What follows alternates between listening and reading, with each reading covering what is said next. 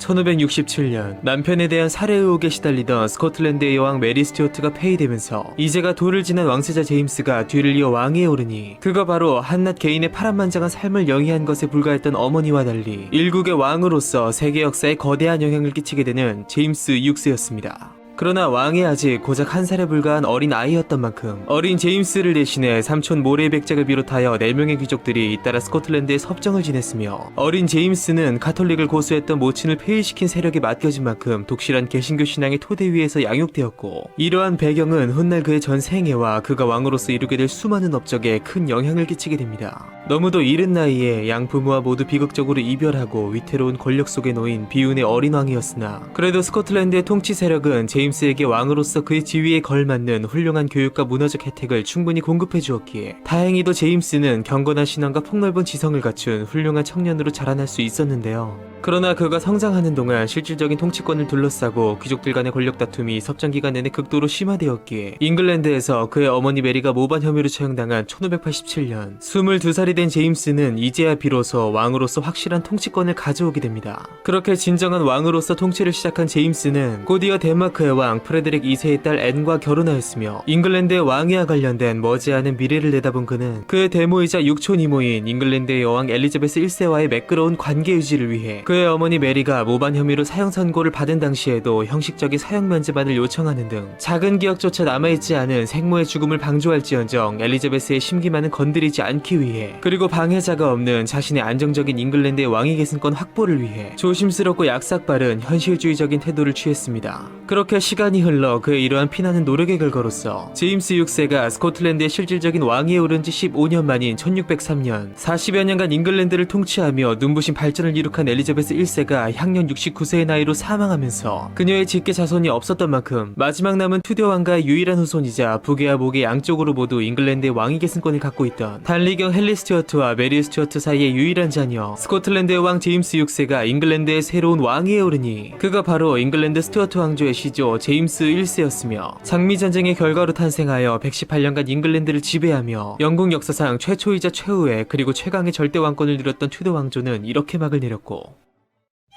스코틀랜드의 왕이 동시에 잉글랜드의 왕으로 즉위함에 따라 동일인을 왕으로 모시는 브리튼섬 최초의 동군연합이 탄생한 것은 물론 잉글랜드는 물론 기존 잉글랜드가 정복한 웨일즈와 아일랜드까지 얻으며 현대 영국의 영토보다 훨씬 방대한 영토를 다스리게 되었으니 이렇게 새로운 왕 제임스 1세의 즉위와 함께 이제부터 영국 스튜어트 왕조의 이야기가 시작됩니다. 제임스 1세가 스코틀랜드의 왕에서 잉글랜드의 통합군주로 즉위할 당시 두 나라의 정치적 환경은 많이 달랐습니다. 막강한 권력을 가졌던 귀족들의 의사를 타진하고 이들 세력을 조정하는 일이 왕의 급선무였던 스코틀랜드와 달리 잉글랜드의 경우 당시 지주 출신의 젠트리 세력을 기반으로 의회의 입지가 체계적으로 다져지던 때였던 만큼 의회와의 정치적 의견 조율이 국왕의 무엇보다 중요한 역할이었는데요. 그러나 왕권 신수설을 바탕으로 왕권은 신권 위에 절대적으로 군림한다는 생각을 신앙처럼 고수하던 제임스 1세는 이처럼 잉글랜드의 의회 전통과 정면으로 대치되는 통치 신념을 드러내며 정치권의 긴장을 가중시키는 등 스코틀랜드와 다른 잉글랜드의 정치 풍토에 능숙하게 대처하지 못했으며 사실 이러한 정치적 문제만큼이나 그는 즉위 직후 큰 어려움에 휘말렸으니 그것은 바로 종교 문제였습니다. 제임스 1세의 즉위 당시 잉글랜드는 국교회의 지위가 여전히 확고하지 못한 상태였고 잔존한 카톨릭의 열혈 신봉자들은 국교회를 위협하는 여전히 만만치 않은 집단이었던 데다 청교도를 비롯한 비국교파 개신교도들 역시 끝없이 국교회의 개혁을 주장하는 등 종교적으로 매우 불안정한 상황이었는데요. 이러한 때 이루어진 스코틀랜드의 장로교의 전통에서 성장한 제임스 1세의 왕위 계승은 그가 적어도 반카톨릭이라는 입장에서 국교회와의 큰 마찰이 없으리라 예상된 만큼 의회나 국교회는 물론 장로교와 같은 칼뱅파 개신교인 청교도의 입장에서 역시 최선은 아닐지라도 차선의 결과로서 안도의 한숨을 내쉴 만큼 다행스러운 일이었는데요. 그러나 아이러니하게도 제임스 1세와 대립한 종교 갈등은 카톨릭이 아닌 오히려 청교도 쪽에서 먼저 나타났습니다. 제임스 1세는 교리상으로는 청교도를 지지했음에도 막상 잉글랜드의 왕이 되자 국교회법상 주교에 대한 임명권을 가진 막강한 왕의 권한을 의식한 듯 카톨릭과 청교도를 동시에 견제하며 오직 잉글랜드 국교회만을 강요하는 등 의외의 입장을 취했고 교황 없는 카톨릭과 다를 바 없다고 생각하는 국교회를 벗어나 잉글랜드가 스코틀랜드의 개혁교회처럼 변할 것을 기대했던 청교도들은 이러한 제임스 1세의 뜻밖의 태도에 크게 실망하며 그의 즉위 후 고작 한 달 만인 1603년 4월 무려 1000명의 청교도 목사들이 서명하여 부패한 국교회의 전폭적인 개혁을 요구한 천인 청원을 왕에게 제출하게 되는데요. 그러나 이제 갓 즉위한 외국 출신의 왕을 왕으로서 이미 국내 상당한 세력을 구축한 국교회를 개혁한다는 것 자체에 큰 부담을 느꼈던 데다 국가 권력의 탄압과 폭군에 대한 저항적 입장을 취하던 청교도와 왕권 신수설의 신봉자로서 전혀 다른 입장을 취했으며 칼뱅주의의 본산인 제네바가 공화국이었던 만큼 그곳에 뿌리를 둔 청교도들을 왕권에 대적하는 세력으로 보았기에 결국 개혁을 요청한 청교도들과 국왕의 소통은 원활하게 진행되지 못했고 이후 제임스 1세는 도리어 비국교파 성직자의 권한을 축소하는 등 국교회 이외의 종교나 종파가 설 자리를 없게 만들어버리며 자신의 권위에 도전한다고 여긴 이들에게 대대적 강경 조치를 취하게 됩니다. 한편 이미 예상되었던 상황임에도 청교도와 더불어 큰 피해를 입은 잉글랜드 내 카톨릭 세력들은 엄습해오는 불안한 미래의 위협을 느끼며 끝내 제임스 1세를 제거하기 위한 음모를 꾸미게 되는데요. 즉위하자마자 곧바로 정치적 종교적 갈등을 야기하며 암살 위협에 처하게 된 제임스 1세. 그의 운명은 과연 어떻게 될까요? 로버트 캐츠비를 비롯한 카톨릭 귀족들은 제임스 1세를 죽이고 그의 딸 엘리자베스 공주를 왕으로 앉히기로 한 뒤 상원의회 지하에 대량의 흑색 화약을 매설하여 폭파시킨다는 계획을 세웠으나 참여자 중 한 명이 변심하여 익명의 편지를 제보함으로써 실행 직전 모든 사건의 전모가 드러나 관련자들이 줄줄이 투옥되거나 처형당했으니 이것이 바로 화약 음모 사건이었습니다. 다만 여기서 흥미로운 것은 음모의 가담자 중 한 명이자 가장 먼저 현장에서 체포되며 잔인하게 공개 처형을 당했던 가이 포커스의 경우 카톨릭 절대주의와 정부의 압제를 지지하며 왕을 암살하려다 실패한 한낱 극우파 테러리스트에 불과했던 그가 역사적으로 잉글랜드에 원한이 있던 스코틀랜드, 미국, 프랑스인들에게는 자유와 혁명을 상징하는 인물로 와전되었다는 것이며 반대로 잉글랜드인들의 경우 화약 음모 사건과 가이 포커스의 처형을 매년 가이 포커스 데이로 기념하며 해당 일에는 불꽃놀이를 즐김과 동시에 왕을 죽이려 한 반역자 가이 포커스의 인형을 조롱하고 불태우는 의식을 지금까지도 시행하고 있으며 영어에서 그 녀석 또는 그 사람을 뜻하는 가이의 유래 역시 바로 이 가이 포커스의 이름에서 비롯된다는 또 하나의 흥미로운 이야기를 남기게 됩니다. 또한 이 사건을 통해 생명에 큰 위협을 느낀 제임스 1세는 의사당의 경비 강화를 명함으로써 이후 국왕이 의회에 참석할 때에는 사전에 근위대를 파견해 의사당 내부를 샅샅이 수색하게 했으며 이것이 현대까지 이어져 지금도 영국의 의회 개회식 때에는 왕의 참석에 앞서 왕실 근위대가 의사당 지하실을 수색하는 하나의 의전 행사로 남아있게 됩니다. 다시 사건의 발생 직후 시점으로 돌아와 왕으로서 자신의 생명이 위협당했음에도 선대 메리 여왕 시대의 종파 간의 갈등으로 인한 참극이 되풀이되지 않기를 원했던 제임스 1세는 음모에 직접 가담자들에 대한 처벌과 국교회의 입지 확대만을 꾀한 채 오히려 관용을 베풀며 이것을 빌미삼아 카톨릭에 대한 박해를 가하지 않았고 이 사건의 여파로 엘리자베스 시절부터 국교회의 가장 큰 적수였던 카톨릭 세력은 사실상 힘을 잃게 되었으며 더불어 왕이 살해당할 뻔한 이 충격적인 사건을 계기로 아주 잠시나마 잉글랜드는 국왕과 의회 나아가 국교회와 국민 모두가 의기투합하는 훈훈한 분위기를 형성하게 됩니다. 한편 이 사건을 통해 잉글랜드에서 카톨릭이 아예 완전히 뿌리 뽑혀지기를 기대했던 청교도들은 의도적으로 그들의 입장을 대변하기를 거부하는 제임스 1세의 태도에 크게 실망하며 그에 대해 점차 반항적으로 변해갔고 이것은 15년 후 그들에 의해 이루어질 거대한 세계사적 사건을 예고하게 되는데요. 제임스 1세와 청교도의 대립, 그 끝에는 과연 어떤 일들이 기다리고 있을까요?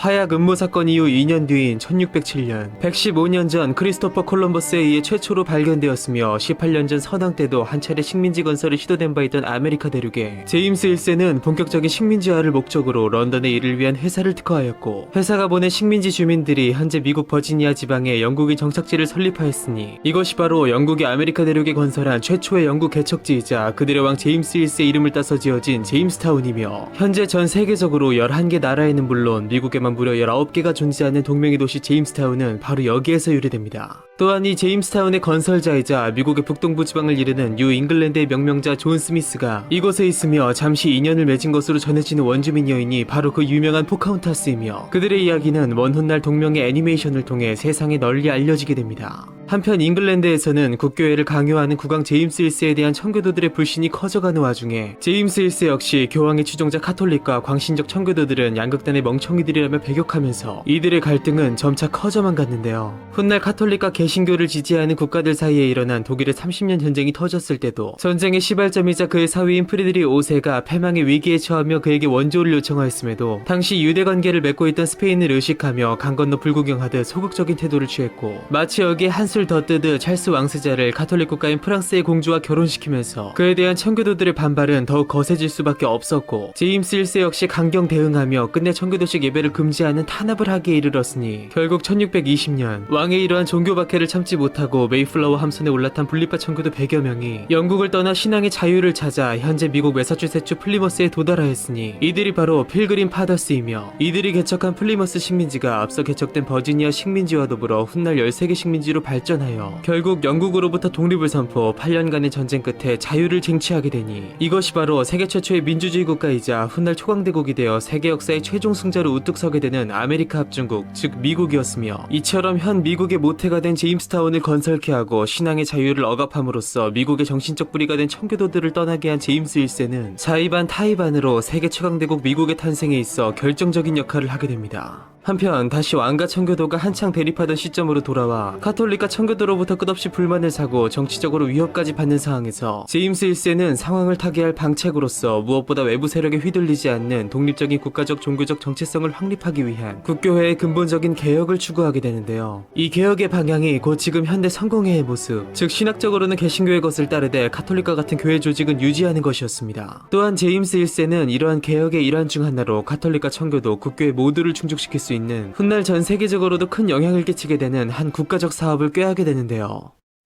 영국의 왕이자 국교회의 수호자로서 가톨릭 청교도와 끝없이 갈등을 빚어온 제임스 1세, 그가 상황을 타개하고자 내놓은 최선의 방책은 과연 어떤 것일까요? 17세기 초, 당시 영국이 보편적으로 사용하고 있던 칼뱅의 제네바 성경은 각주나 난내주가 지나치게 많아 보편적으로 읽히기에 어려웠던 데다 국왕에 대한 저항권을 인정하는 내용의 해석이 들어있어 당시 왕권 강화에 걸림돌이 될 수 있는 문제들이 있었기에 제임스 1세는 이러한 문제들을 해결하는 동시에 비국교도들의 불만을 타개할 목적으로 국교회만이 아닌 가톨릭 청교도를 모두 참여시켜 모든 교회가 보편적으로 사용할 수 있는 새로운 성경의 번역을 지시하게 되는데요. 그렇게 무려 7년 동안 47명의 학자들이 참여하여 당시 존재하던 성경 사본들과 번역본들을 수집하여 비교 및 수정하고 번역하는 작업이 진행되어 결국 새로운 성서 번역본의 초판이 완성되었으니, 이것이 바로 400년이 지난 오늘까지도 전 세계적으로 가장 널리 읽히고 사랑받고 있는 현대의 가장 보편적인 성경, 킹 제임스 성경이었습니다. 애초에 국교회 자체가 신학적 개혁주의의 철저한 추구보다는 교황의 영향력으로부터 독립하고자 한 것이 발단이만큼 가톨릭과 청교도 등 다른 종파들의 성격이 적당히 섞여 있었던 데다 번역 작업에 역시 이들 모두가 참여함으로써 그들의 의견이 골고루 반영되었기에 특정 교파에게만 사용되지 않고 모든 종파들로부터 이견 없이 받아들여질 수 있었는데요. 무엇보다 킹 제임스 성경은 영국 역사에 두 가지 큰 의미를 지니게 되니, 하나는 종교의 왕권 간섭을 멀리하기 마련인 전제군주제 국가에서 교회가 아닌 왕의 명령으로 찍어낸 성경이라는 것인데, 이것은 제임스 1세 개인의 종교적 소신 및 소양을 넘어 국교의 특성상 국왕의 명목상의 수장이었기에 가능했던 것으로 해석할 수 있으며, 또 하나는 인쇄기로 대량 생산하여 온 국민에게 보급된 영어 성경이라는 점에서 구텐베르크의 인쇄혁명을 잇는다는 것인데, 이는 당시 영국의 뛰어난 활자기술, 즉 18세기에 이루어질 산업혁명보다 한 세기 반을 앞선 17세기 초반에 이미 영국이 뛰어난 과학기술 역량을 보유했음을 증명하는 것으로서 신앙적으로 또 기술적으로 영국의 우수성을 온 유럽에 드러내게 됩니다. 이 외에도 흥미로운 것은 이 오래된 역본이 문학적 측면에서 역시 큰 비중을 차지하고 있다는 것인데요. 아름다운 문체와 살아있는 구어적 표현, 수많은 인용문과 표현 구문이 담겨있는 킹 제임스 성경은 영어권에 가장 널리 퍼지고 오래된 역본인 만큼 여러 문학작품이나 성가, 링컨의 게티스버그 연설 등의 유명한 역사적 연설은 물론 현대 각종 의전 행사에서 역시 사용되고 있으며, 셰익스피어의 문학과 더불어 현대 영어의 발전에도 큰 기여를 하게 됩니다. 한편으로 킹 제임스 성경은 제임스 6세의 고향인 스코틀랜드에도 큰 영향을 주게 되는데요. 당시 잉글랜드보다 인쇄술의 도입이 늦었던 스코틀랜드는 자체적으로 제작한 성경이 아닌 잉글랜드에서 출간된 킹 제임스 성경을 구해다 읽는 수밖에 없었고, 이 점은 영어가 스코틀랜드에 대규모로 유입되는 토대가 되었으며, 이때를 기점으로 스코틀랜드화된 영어 방언, 즉 스코틀랜드 영어가 형성되면서 스코틀랜드의 토착 언어들은 소수 언어가 되거나 소멸되어 버리는 결정적 원인을 제공하게 됩니다. 무엇보다 킹 제임스 성경은 국왕이 직접 지시하고 지원함으로써 제작이 원활하게 진행된 관계로 복음 역시 원활했으며, 왕이 전 국민에게 성서를 보급할 목적으로 추진되었다는 점에서 제임스 1세의 최대 업적으로 꼽히는 동시에 훗날 대영 제국이 전 세계 곳곳에 식민지를 두면서 그 경로를 통해 전 세계로 퍼졌기에 영국과 미국의 대표 성서를 정착하였으며, 현재 전 세계 개신교 인구의 절반가량이 사용하고 있는 동시에 가톨릭과 더불어 기독교 사상 최고의 종파인 정교회에서도 쓰이고 있는 등 기독교 역사에 큰 영향을 미치게 됩니다.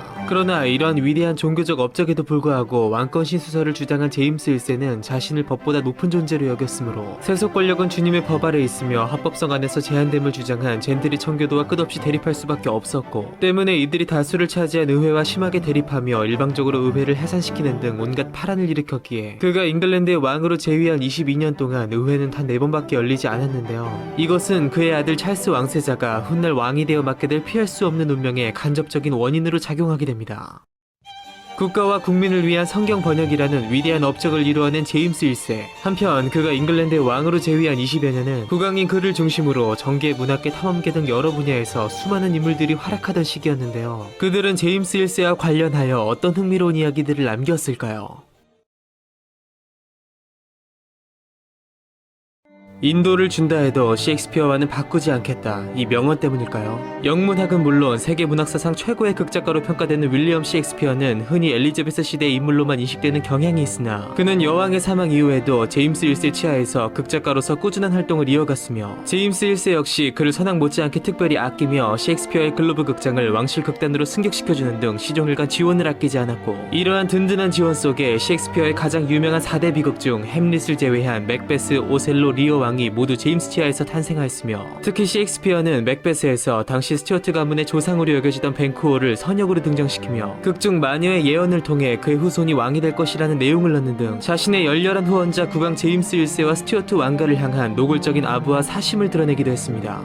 아는 것이 힘이다, 이 명언의 주인공, 데카르트와 함께 근세 철학의 개척자이자 영국의 전통적인 경험주의 철학의 창시자, 또한 17세기 과학혁명의 시조로 평가되는 프란시스 베이컨. 그의 경우 제임스 1세 치하에서 국세관을 거쳐 대법관을 지내는 등 서양 철학사를 통틀어 최고의 관직에 올라 국왕의 최측근으로 활동하며 승승장구했으나 뇌물수수 사건을 일으킴으로써 모든 명예와 지위를 빼앗기며 허망하게 추락하는 등 불미스러운 일을 겪기도 했으며, 그는 훗날 제임스 1세의 사망 후 1년 뒤 그 유명한 프란시스 베이컨의 냉동닭이라는 일화를 남기며 자신의 연구 방법론을 온몸으로 실천하고 마지막 순간까지 학문을 연구하던 끝에 실험 속 얻은 독감으로 생을 마감하게 됩니다. 또한 제임스 1세 치하에서 이루어진 미국 내 영국의 최초의 영국 개척지 제임스타운의 건설에 앞서 엘리자베스 치하 신대륙을 탐험하며 감자와 담배를 영국으로 도입하고 버지니아를 명명하는 등 앞서 영국의 아메리카 식민지 건설에 초석을 다진 항해가 월터 롤리 역시 제임스 1세가 즉위하던 해 국왕 폐위 음모와 관련된 정쟁에 휘말리며 런던 탑에 갇혀 12년간 유폐 생활을 보내던 중 옥중에서 세계사를 저술하기도 했으며, 추록 후 65세의 나이로 다시 남미의 기아나로 모험을 떠났으나 모험 도중 부하의 실수로 스페인과 무력 충돌이 발생한 탓에 평화주의자였던 국왕 제임스 1세의 명령으로 당시 규정에 따라 끝내 웨스터민스터의 형장의 이슬로 사라지게 됩니다. 그리고 이 당시 칼레 해전에 참가한 바 있으며 서아프리카와 태평양을 탐험했던 한 영국인 항해사가 자신을 지원해준 네덜란드 상인들에게 최대 이익을 가져다 준다는 조건 하에서 모세 끝에 일본으로 향했으니 그가 바로 최초로 일본에 도달한 영국인으로 불리는 윌리엄 애덤스였으며, 그는 일본에서 온갖 우여곡절을 겪은 끝에 배 건조 기술을 비롯한 여러 지식을 살려 당시 일본의 실권자 도쿠가와 이에야스의 총애를 받아 방대한 영지와 일본식 이름인 미우라 안진을 하사받고 일본인과 결혼하여 서양인 사무라이가 되어 스페인, 네덜란드, 잉글랜드 등 외국과의 외교 및 교류의 중심적 인물로 쓰였으며, 그가 연 이러한 외교적 포문 위에서 이에야스의 아들이자 후임 쇼군인 도쿠가와 히데타다는 당시 잉글랜드의 국왕이었던 제임스 1세에게 2개의 일본식 갑옷을 선물하기도 했으며, 이 중 하나는 현재 런던 탑에 보관되어 있습니다. 한편 메이플라워호가 신대륙으로 출항하기 1년 전인 1619년 20여 년의 세월을 함께한 앤 왕비가 먼저 세상을 떠났고, 왕으로서 온갖 우여곡절을 겪으며 어느덧 50대 중반의 나이에 들어선 제임스 1세는 몸이 점차 쇠약해져가는 속에 그에게 남은 시간 역시 얼마 남지 않았음을 느끼게 되는데요. 거센 정치 풍랑 속 수많은 업적을 남겼으나 끝없는 정치적 종교적 갈등 속 점차 삶의 끝을 향해 달려가고 있는 풍운의 왕 제임스 1세. 그러나 그의 여정은 아직 끝나지 않았는데요. 마지막 순간만을 남겨둔 그의 생애 속에는 과연 어떤 이야기들이 더 남아있을까요? 잉글랜드의 왕으로 즉위할 당시 본래 스코틀랜드 출신의 왕으로서 지지 기반이 미약했던 제임스 1세는 어쩔 수 없이 자신의 가신 집단을 키우고 그에 의존해야 할 수밖에 없는 상황이었는데요. 그렇기에 즉위 초반에는 이미 선왕 때부터 뛰어난 인재였던 로버트 세실의 도움을 얻어 원만하게 국정을 이끌어 나갔으나, 세실이 죽은 후에는 로버트 칼을 비롯한 젊은 귀족들이 제임스 1세의 총애를 받으며 궁정의 요직을 차지하였고, 그 중에서도 제임스 1세의 절대적 신임을 받은 인물이 있었으니 그는 바로 제임스 치하는 물론 물론 그 다음 때에서도 맹위를 떨치며 영국 역사상 대표적인 간신의 반열에 오르는 인물이자 뒤마의 소설 삼총사의 버킹엄 공작으로 유명한 조지 빌리어스였습니다. 22살의 어린 나이로 제임스 1세에게 발탁되어 그의 총애 속에 벼락 출세한 빌리어스는 이후 권력을 독식하며 온갖 전횡을 일삼았고, 미남이었던 그를 국왕은 유난히도 총애하고 아꼈기에 이를 두고 후대 학계에서는 제임스 1세에 대해 동성애 논란이 불거지기도 했습니다. 그러면 이제 다시 제임스 1세의 말기 시점으로 돌아와 앤 왕비의 사망 이후 급격히 노쇠해진 제임스 1세가 판단력마저 흐려지면서 실세였던 조지 빌리어스가 왕을 따돌린 채 찰스 왕세자와 손을 잡고 정사의 대부분을 처리했고, 그렇게 마지막 18개월 동안 허수아비에 불과했던 제임스 1세는 그가 평소 좋아하던 시골 저택인 하트퍼드셔의 시어볼즈에서 빌리어스로부터 암살당한 것인지 아니면 자연사한 것인지 합리적인 의혹만을 남긴 채 향년 58세의 나이로 생을 마감하게 됩니다. 그렇게 제임스 1세가 사망하자 오랜 기간 왕위를 기다렸던 그의 아들 찰스 왕세자가 뒤를 이어 잉글랜드의 왕위에 오르니, 그가 바로 근세 영국 역사의 가장 중요한 페이지를 장식하며 그의 할머니와 아버지 못지않게 파란만장한 삶을 살게 되는 찰스 1세였습니다. 역사적으로 선왕 엘리자베스 1세의 후광에 가려져 국교회를 강요한 혼군 정도로 인식되던 제임스 1세였으나 최근에 와서는 현대적 관점에서 그에 대한 재평가가 이루어지고 있으니, 먼저 잉글랜드만을 다스렸던 엘리자베스와 달리 스코틀랜드의 군주까지 겸했으므로 그의 통치 난이도가 훨씬 높았음에도 두 통합왕국을 적어도 본인의 치세에서는 큰 혼란 없이 유지했다는 점, 그리고 정보강 윌리엄 이후 전통적으로 왕권이 강했던 잉글랜드와 달리 미약한 왕권과 강력한 신권의 대립으로 혼란이 끊이지 않았던 스코틀랜드에 실로 오랜만에 평화를 가져다준 왕이라는 점, 또한 바실리콘 도론, 흡연 반론, 킹 제임스 성경 등 본인이 직접 쓰거나 저술을 지시한 저작들을 통해 알 수 있듯 그는 중세와 근세의 군주들 중에서도 굉장히 고등 교육을 받았고 행정 실무에 빠삭했으며 지적으로 역시 충만한 문필가 왕이었다는 점에서 제임스 1세에 대한 새로운 평가가 이루어지고 있습니다. 그는 또한 역사적으로 몇 가지 최초의 업적들을 이루어낸 왕이기도 했는데요. 그는 먼저 왕실이 후원하는 경마대회를 열고자 런던 북쪽에 경마장을 짓게 했으니 이것이 바로 최초의 경마장 뉴마켓이었으며, 그는 또한 흡연 반론을 펴내며 담배를 가리켜 폐에 위험한 천한 관습이자 추잡한 유행이라고 평한 세계 최초의 금연 운동가이자 금연 구역을 지정하는 법안을 만드는 등 세계 최초로 금연 정책을 시행하기도 했고, 마지막 그로 인해 최초로 이루어진 것은 바로 현재 영국의 국기에 관한 것인데, 1603년 스코틀랜드의 왕이었던 제임스 6세가 동시에 잉글랜드의 왕으로 즉위함에 따라 최초의 동군연합을 이룬 두 나라의 왕 제임스 1세는 1606년 왕령을 발표하여 동군연합을 상징하는 새로운 국기를 재정토록 하면서 잉글랜드의 국기와 스코틀랜드의 국기가 겹쳐진 초기의 모습이 최초로 만들어졌고, 이후 시간이 흘러 1707년과 1800년의 합병령을 거쳐 기존 그레이트 브리튼의 아일랜드가 합병된 그레이트 브리튼 아일랜드 연합왕국이 탄생하면서 기존 그레이트 브리튼계 역시 아일랜드기가 더해진 현재 영국의 국기가 완성되었으며, 깔끔한 배색과 잘 잡힌 균형미는 물론 대영제국의 상징으로서 그들의 영토였던 수많은 국가들이 현재까지 사용함에 따라 전 세계적으로 가장 유명한 국기가 된 이 연합왕국의 상징은 이후 유니언 잭으로 불리게 됩니다. 비운의 여왕 메리 스튜어트의 아들로 태어나 곧바로 양 부모와 모두 이별한 채 치열한 권력 다툼 속에서 성장하여 끝내 어머니를 죽인 나라의 왕위를 거머쥐며 끝없는 정치적 종교적 갈등 속 수많은 업적을 남긴 잉글랜드 스튜어트 왕조의 시조 제임스 1세의 이야기는 이렇게 끝을 맺게 되며, 이제 이야기는 그의 아들 찰스 1세에게로 넘어갑니다.